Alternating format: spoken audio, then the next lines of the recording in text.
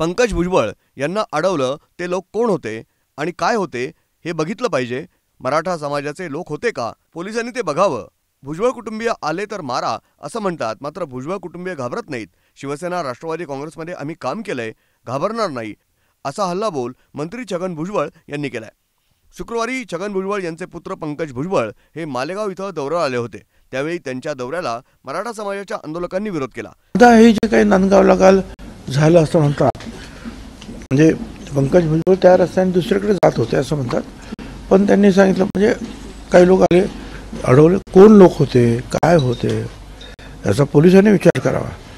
खरोखरच ते मराठा समाजासाठी आलेले लोक होते का काही स्थानिक राजकारण त्याच्यामध्ये होतं, याचा विचार, याचा अभ्यास आम्ही करतो आहोत. पोलिसांनी सुद्धा केला पाहिजे. त्याचे काही व्हिडिओ जे आहेत काल मी पाहिला, त्यातले एक अतिशय शूरवीर जे आहेत त्या आंदोलनातले बोलतात की आम्ही भुजबळांचे फॅमिलीचे जे आहे कोणीकडे आलं तर त्यांचे हातपाय तोडून टाकू.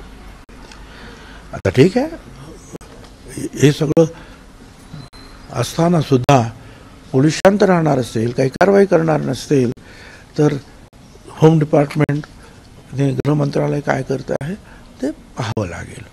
परंतु मला इथे एवढंच सांगायचं आहे, भुजबळ फॅमिली शिवसेनेत काम करत होती, कधीही कुणाला घाबरलेली नाही. त्यामुळे पंकज भुजबळांना आपला दौरा अर्ध्यावर सोडून परतावा लागला. त्यावरून आज शनिवारी छगन भुजबळ यांनी मनोज जरांगे पाटील यांच्यावर जोरदार निशाणा साधलाय. ब्युरो रिपोर्ट, न्यूज डेस्क, महानगरची लाईफलाईन, मेट्रो न्यूज, मालेगाव.